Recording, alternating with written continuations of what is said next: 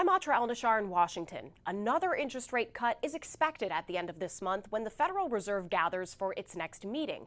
However, their job is getting tougher the longer the government shutdown lasts because the economic experts whose job it is to generate critical jobs and inflation reports are furloughed. During this government shutdown, the Federal Reserve, in the middle of a highly anticipated series of interest rate cuts, is without its usual roadmap. Here was Fed Chair Jerome Powell 13 days before the government shut down. It's deeply in our culture to do our work based on the incoming data and never consider anything else. Ahead of the Fed's next decision on interest rates coming October 29th, they're without the bulk of the data needed to guide them on their dual mandate, maximum employment and price stability. The monthly jobs report scheduled for release last Friday is indefinitely postponed. Next week, not one but two key inflation reports plus data on import and export prices are expected to be due. As time goes by, it will get worse.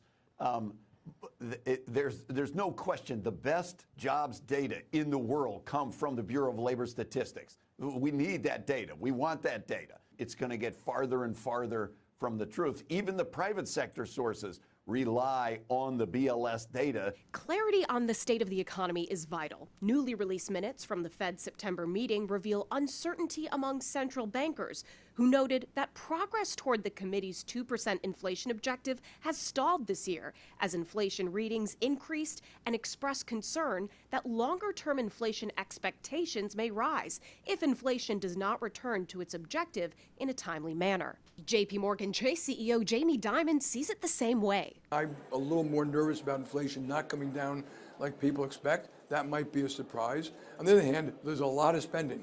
There's a lot of government spending, which is inflationary too, by the way. Currently, the Fed is still widely expected to cut rates by a 0.25 percentage point at the end of the month, and then once more by the end of this year. Economists at J.P. Morgan predict that if the shutdown proves to be a long one, the lack of data could further muddy plans for additional cuts in 2026. In Washington, I'm Atra El-Nashar for the National News Desk, America's News Now. Shutdown stalemate continues as the Democrats continue to hold government funding hostage. A major inflection point will be when federal paychecks are supposed to go out next week if this shutdown continues. Joining us now to discuss, National Taxpayers Union Executive Vice President Brandon Arnold. Good morning to you, Brandon. Hey, good morning. Which states are going to be impacted the most? Because senators in those states have to really be feeling the heat right now. Yeah, of course, every state will be impacted to one extent or another, but you look at the states that have the most federal employees. Those are states like California and, of course, Maryland and Virginia are very close to the nation's capital here. All of those states, incidentally, have two Democratic senators here, so they could be very influential as they start to hear more and more from disgruntled constituents. Yeah, and Brandon, we know this is not our first shutdown. It's not going to be our last. So are there protections in place, federal credit unions or programs that get triggered to help some of these federal employees pay bills since this is likely they're going to miss some paychecks? Yeah, most banks and credit unions have some degree of flexibility and are willing to work with military members and other federal employees to make sure that their credit scores aren't destroyed, make sure that they're not having their houses foreclosed upon them. And even some state and local governments, like here in Maryland, do have some assistance programs to make sure that this isn't as disruptive as it could be. Democrats, as you mentioned, holding government funding hostage, demanding $1 trillion in new spending, including extending those Obamacare subsidies, which, by the way, one of the most expensive laws ever enacted and has been a disaster since we know it is not affordable and has not helped our healthcare industry. Talk about the reasons. There's been talk of repealing it even for 15 years now. Yeah, I mean, Obamacare has been one of the most controversial laws in this country's history. It was promised, of course, that it would bend the cost curve down. That basically has not happened. We've seen medical costs escalate much faster than inflation, and it is the largest spending item in the federal budget right now when you look at our combined health care programs. So it's been an enormous cost, and by and large, it's been an enormous failure. And this effort right now to have these enhanced credits, we're not even talking about core Obamacare. What we're fighting about in Congress right now are supersized Obamacare tax credits that were supposed to only exist for the pandemic, but have continued and now Democrats want to make them permanent. Right.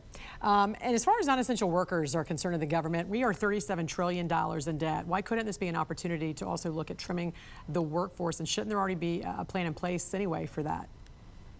There should be, and I think DOJ started that work. But there's no question that we have a lot of waste in the federal government. We have a lot of excess employees that are spending more time checking their fantasy football scores and their social media feeds than they are serving the nation's public. That's not to denigrate all federal employees. There's plenty out there doing a phenomenal job. But yeah, this is an opportunity where we need to trim the fat, trim away some of that excess and make the government leaner and more efficient. National Taxpayers Union Executive Vice President Brandon Arnold, thanks for joining us. Thanks, Jen.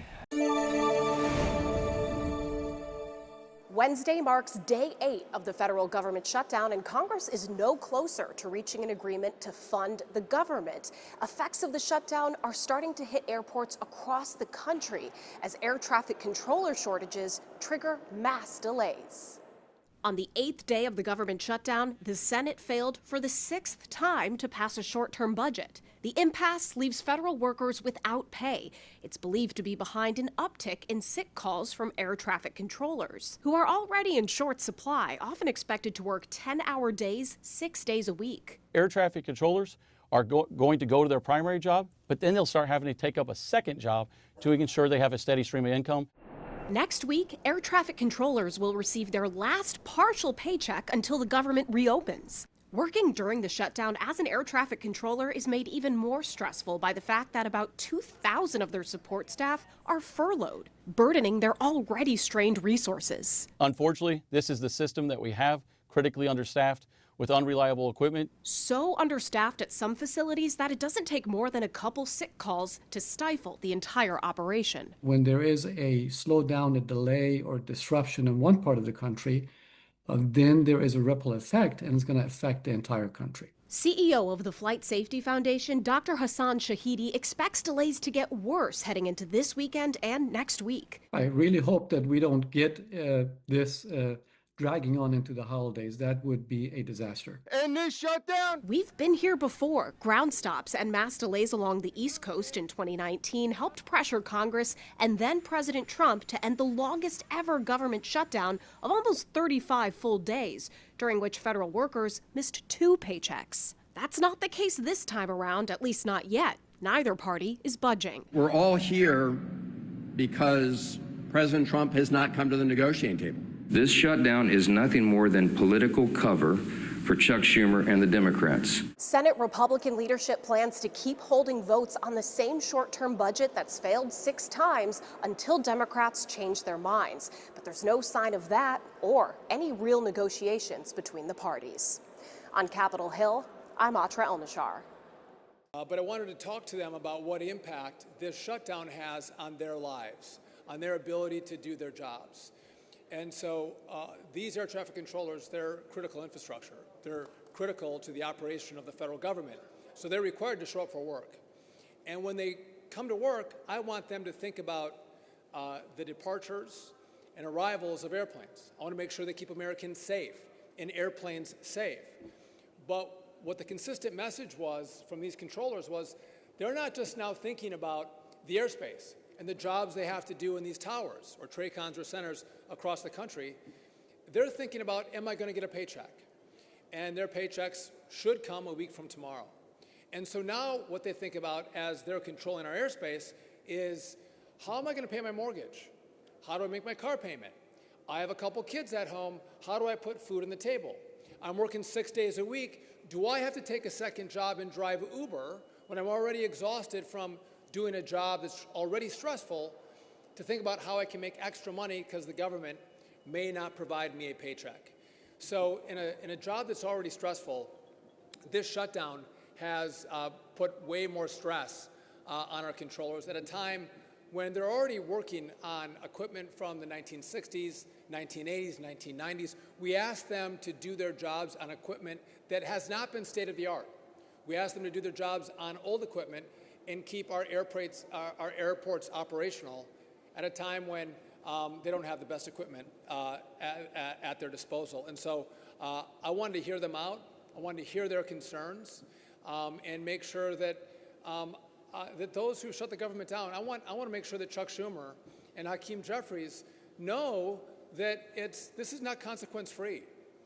There are issues that arise throughout America that impact our everyday lives, that can impact our safety when you shut the government down. And again, up in the tower, these are great American patriots. They're American citizens who are serving the American people. And I think it begs the question, why? Why would Chuck Schumer want to shut the government down and focus on people who are not American citizens and their health care?